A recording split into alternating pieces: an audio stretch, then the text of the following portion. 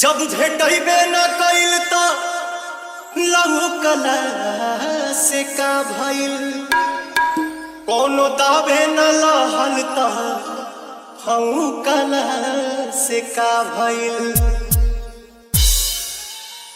ऐसे त डाढ़ पत फर के फुलाइल होखे, जब भेटबे न कइल त छौकला से का भइल। एगो लड़का के संगे ऐसा घटना घट गइल बा कि जब दोबारा ओकरा प्रेमिका से मिले के होता तो उनका से फोन करके कहता, कैसे कहता, कौना भाव में कहता है भैया। बड़ी मन करता है रानी करे के भेंट, ओइहा कॉलेज सवेर तोहर करब हम wait. जुगेश music, जुगेश music, जुगेश music, जुगेश music. बड़ी मन करता है रानी करे के भेंट, ओइहा कॉलेज सवेर तोहर करब हम वेट। जवन भइल रहे गलती न फेर होई हो, मुहवा ओढ़नी से बांध के लई हो ये जान न चिन्हे में देर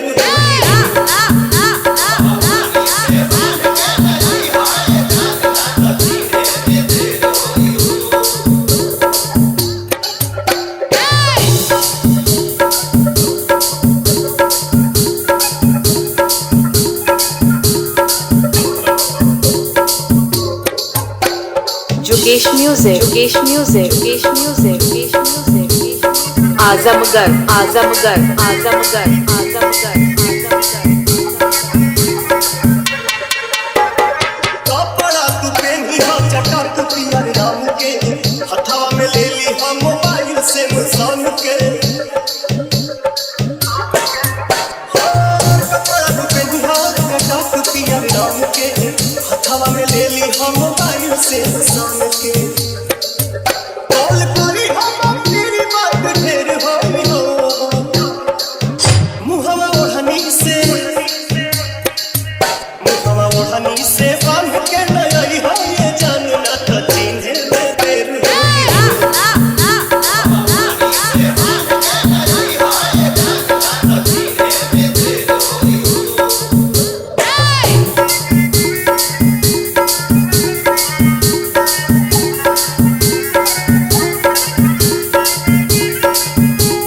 जुगेश music, जुगेश music, जुगेश music, जुगेश music.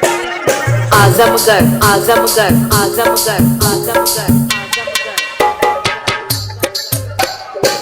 Time से पहले निकल जइहा घर से, छुट्टी तू मान ली हम कॉलेज के सर से। टाइम से पहले निकल जइहा घर से, छुट्टी तू मान ली हम कॉलेज के सर से। केहू देखी त मिलल अनेर होई हो, मुहवा ओढ़नी से बांध के लई हो ये जान न त चिन्हे में देर।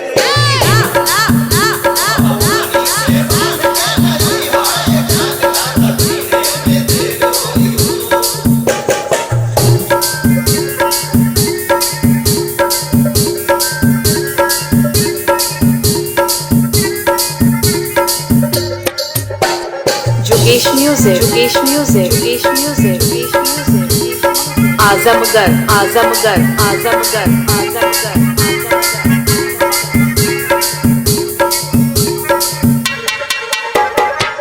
कोनो तू बात अपना पान से न कही, करब इंतजार आके गेटे पर रही।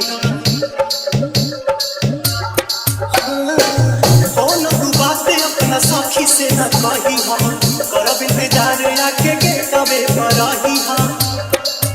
चल के छोड़ दे हम घर न कुबेर होई हो, मुहवा ओढ़नी से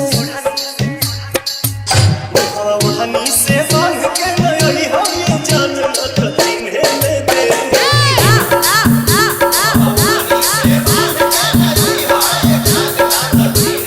जुगेश म्यूजिक, जुगेश म्यूजिक, जुगेश म्यूजिक, जुगेश म्यूजिक।